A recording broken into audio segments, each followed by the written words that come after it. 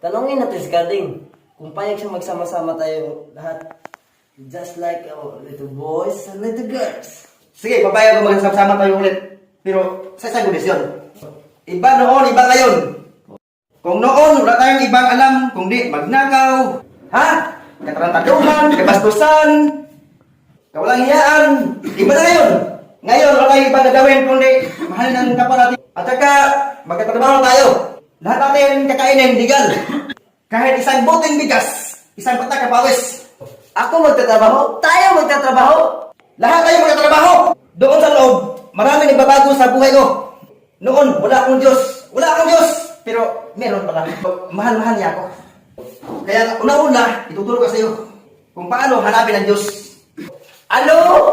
Isaias Kapitulo 61. Kapitulo 61. Ang Espiritu ng Panginoong Diyos ay sumasa akin sapagkat pinahiram ako ng Panginoong Diyos upang ipangaral ang mabubuting balita. Ay sinugo ako upang magpagaling ako ng mapagpag na puso. Magbasa ka! Ayoko. Magbasa ka, sabi! Ayoko nga eh. Magbasa ka, hindi!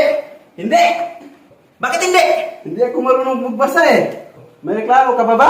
May angal ka ba? Sinasabi ko nga ba, isa kang wala tayong trabaho ka!